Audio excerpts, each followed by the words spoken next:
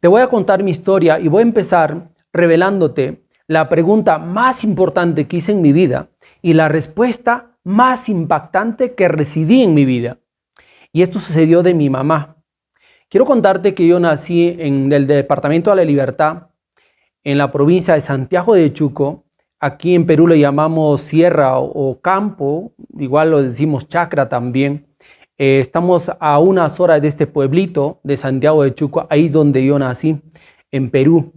Y yo recuerdo que más o menos tenía entre 8 o 9 años, que obviamente ya me daba cuenta de las cosas que sucedía y me daba cuenta que no nos estaba yendo bien. Éramos pobres, sufríamos mucho en la familia.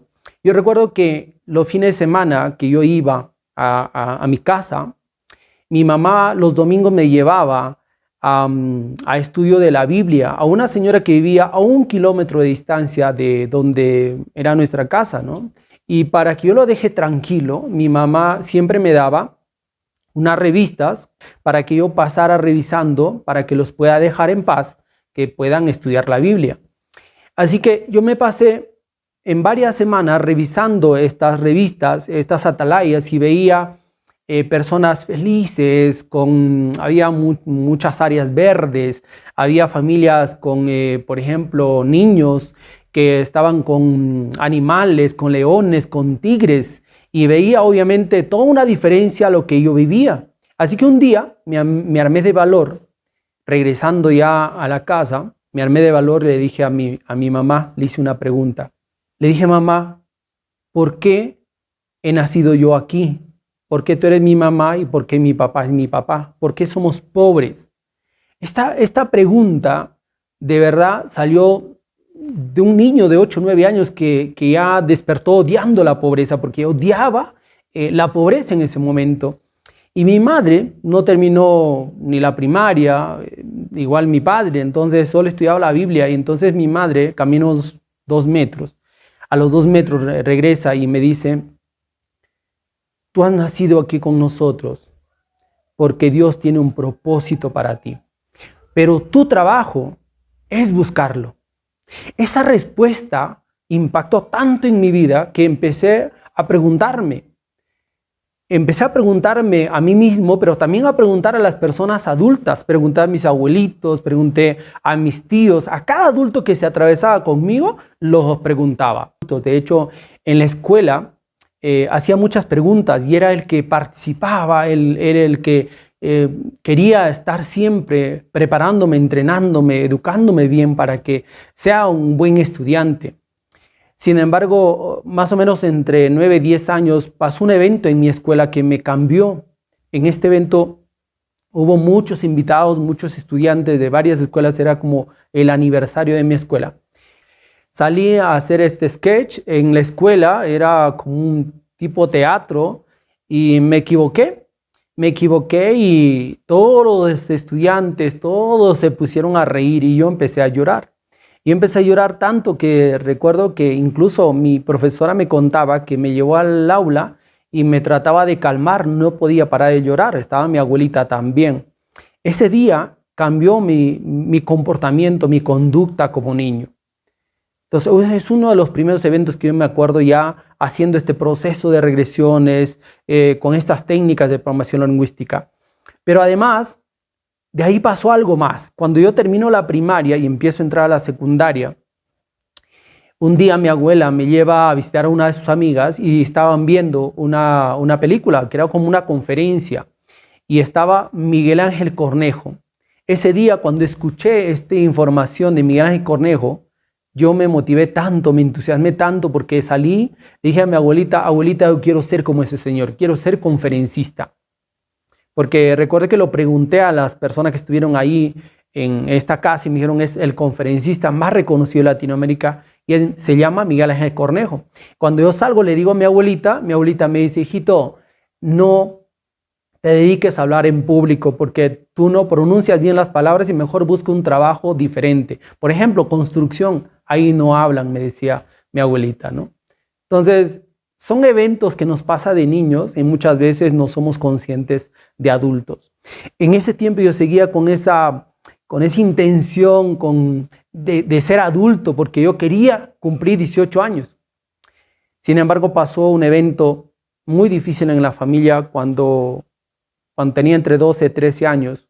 Falleció mi abuelito, el papá de mi papá. El papá de mi papá le exigía a mis padres que nos hagan estudiar en el pueblo. De hecho, hasta compró una casa él para que sus nietos vayamos a estudiar. Y cuando él falleció, todo cambió. Y cambió porque los hermanos de mi padre, las hermanas, ya no fue lo mismo. Empezó a haber problemas en la familia, conflictos familiares, que esto muchas veces pasa en las familias por herencias y por estas situaciones. Y claro, obviamente ahí yo dejé de estudiar y me dediqué más a apoyar a mi padre.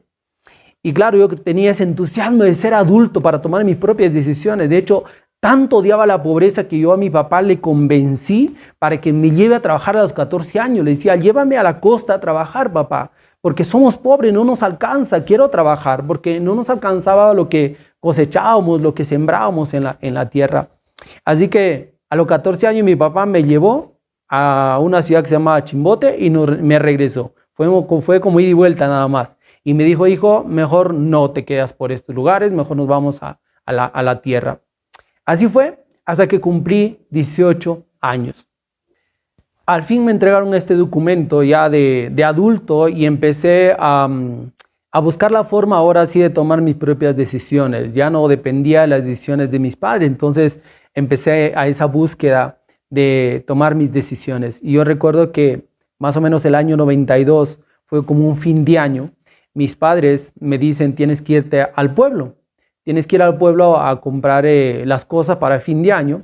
Llévate trigo. De hecho, como que en dos partes el trigo me dieron trigo para moler, para harina, y trigo para vender.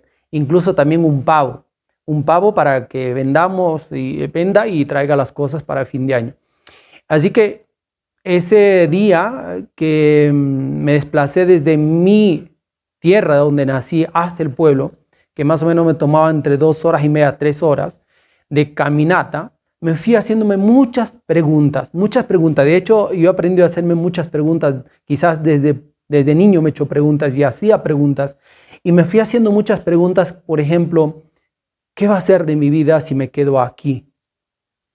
¿Qué va a ser de mis padres si mis padres se quedan con mis hermanos? Mis hermanos todos eran pequeños, yo soy el mayor. Así que tomé la decisión, llegando al pueblo, tomé la decisión de irme. Sí, irme a una ciudad que se llama Trujillo. Tomé la decisión de irme. Así que llegando al pueblo, vendí el trigo. Recuerdo que llegué a un lugar y entreveré el trigo y lo vendí todo el trigo. También vendí el pavo. Lo que no vendí es el burro, ¿no? Lo que no vendí es el burro.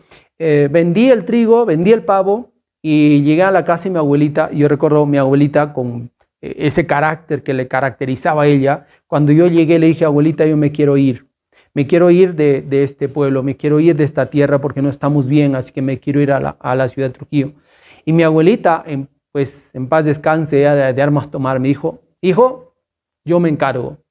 Me subí a un bus y rumbo a una ciudad más de 1 millón de habitantes que se llama Trujillo, es una ciudad grande. Yo tenía solamente un objetivo. Esto ya es como la segunda parte cuando tomé decisiones a partir de los 18 años. Yo tenía un claro objetivo, ir a trabajar y sacar mi familia de la pobreza. Ese era mi objetivo. Sin embargo, a veces cuando tú crees mucho en Dios y tienes esa convicción que siempre Dios te ayuda, creo que también Dios te pone las personas en el camino cuando tú tomas decisiones. Ese día tomé una decisión radical en mi vida. Quería irme, quería salir de la pobreza. Y ¿sabes una cosa? En el bus me encuentro a un primo y entonces le digo, ¿tú también te vas a la costa? Sí, y tú también, ¿y a qué vas? Me pregunta, 18 años y él ya obviamente ya vivía en Trujillo, se iba con su familia. Y me empezó a hacer conversación y le fui contando y le conté que no conocía a nadie, que yo me iba a trabajar, pero quería buscar un trabajo. Ese era mi objetivo. Así que hicimos un trato. Recuerdo que me dijo, mira, si me prestas tanto dinero, yo te ayudo a buscar un trabajo. ¿Qué crees que pasó? Claro que llegamos, le presté el dinero, me llevó a su casa y obviamente me dijo, mira, vamos a ir a buscar trabajo. tienes que llevar tus cosas y vamos a ir al centro a mi trabajo. Él trabajaba en parquet, colocando parquet en edificios. Entonces me llevó a su trabajo y recuerdo que llegamos a un lugar donde me dijo, espérame acá, ¿sí? Una salita de espera, y llegó una camioneta con un jovencito así como yo, donde bajaba cosas, hacía unos paquetes y subía estos paquetes, que básicamente eran parquets. Yo recuerdo esta frase de mi mamá. Mi mamá me dijo, siempre tienes que ser acomedido, siempre. Nunca llegues a un lugar y no hagas nada, siempre pregunta qué hacer. Entonces yo lo vi a este chico, cómo subí, bajaba estos paquetes y le pregunté, ¿te puedo ayudar? Y el chico me dijo, claro, ayúdame. Y yo me acomedí a subir los paquetes. Y incluso terminamos de subir los paquetes, el chico me dice, vamos, mira, vamos a ir a un edificio aquí cerca y me ayudas a subir a algunos pisos y regresamos. Digo, claro, vamos. Y me llevo en la camioneta. Me llevó la camioneta, la ayudé a subir esos paquetes. No te imaginas lo que hacía calor en esos momentos, pero la pasé trabajando esa tarde. Regreso ya en la noche regreso a donde este primo entró a hablar con su jefe y ya el primo no estaba, me abandonó. Estos señores, los dueños de esta empresa, me dijeron, bueno, como no hay con quien te vayas, te llevaremos nosotros. Y me llevaron obviamente a un distrito ahí en Trujillo, donde me pasé a partir de ahí 6 meses de mi vida viviendo en una camioneta.